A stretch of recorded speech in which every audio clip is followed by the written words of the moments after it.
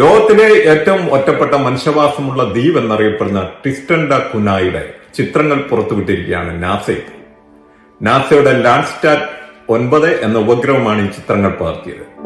2021 യുഎസിലെ Vandenberg space force ബേസിൽ നിന്നാണ് ഈ ഉപഗ്രഹം വിക്ഷേപിച്ചത്.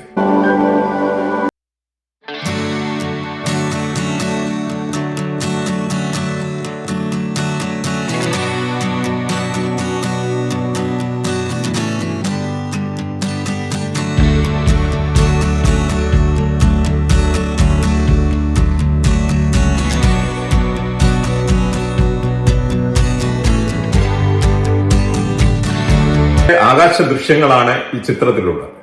ട്രിസ്റ്റൻ ഡ കുനായ്ക്കൊപ്പം മനുഷ്യവാസമില്ലാത്ത ഗൗ ഐലൻഡ്, നൈറ്റിൻഗേൽ ഐലൻഡ് എന്നീ ദ്വീപുകളുടെ ആകാശ ദൃശ്യങ്ങളും ചിത്രത്തിൽ കാണാം. വൃത്താകൃതിയുള്ള ദ്വീപിൽ ഒരു കൊടുമുടി സ്ഥിതി ചെയ്യുന്നതും കാണാം. തെക്കേ അമേരിക്കയുടെയും ആഫ്രിക്കയുടെയും തെക്കേ മുനമ്പുകൾക്കിടയിൽ ഏകദേശം മധ്യഭാഗത്തായിട്ടാണ് ഈ ദ്വീപ് സ്ഥിതി ചെയ്യുന്നത്.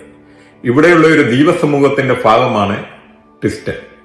മനുഷ്യരെക്കാൾ കൂടുതൽ കടൽ പക്ഷികൾ ചേക്കേറുന്ന ഒരു ഇടമായിട്ടാണ് ഈ ദ്വീപിനെ കരുതുന്നത്. പച്ച നിറത്തിൽ കടൽ സസ്യങ്ങൾ ഈ ദ്വീപിന് ചുറ്റും വളരുന്നുണ്ട്. ഈ ദ്വീപിൽ എയർപോർട്ടോ എയർഫീൽഡോ ഇല്ല. അതിനാൽ തന്നെ ഇങ്ങോട്ടേക്ക് എത്താനായി ദക്ഷിണാഫ്രിക്കയിൽ നിന്ന് കപ്പൽ മാർഗം യാത്ര ചെയ്യേണ്ടി വരും. 7 ദിവസങ്ങൾ നീണ്ടു നിൽക്കുന്നതാണ് ഈ യാത്ര. പോർച്ചുഗീസ് നാവികനായ ട്രിസ്റ്റോ ഡ കുനായാണ് ഈ ദ്വീപുകൾ ആദ്യമായി കണ്ടത്. അദ്ദേഹം കണ്ടെത്തിയത് 1506 ഇന്ന് ബ്രിട്ടന്റെ അധീനയിലാണ് ഈ ദ്വീപ്. 2021 സെൻസസ് പ്രകാരം ഇവിടെ 243 പേർ താമസിക്കുന്നുണ്ടെന്നാണ് കണക്ക്. നാസയുടെ ലാൻഡ്സാറ്റ് 9 എന്ന ഉപഗ്രഹത്തിൽ നിന്നുള്ള സാറ്റലൈറ്റ് ചിത്രമനുസരിച്ചുള്ള ട്രിസ്റ്റൻ ഡ കുനായുടെ വീഡിയോ ഇവിടെ അവസാനിക്കുക.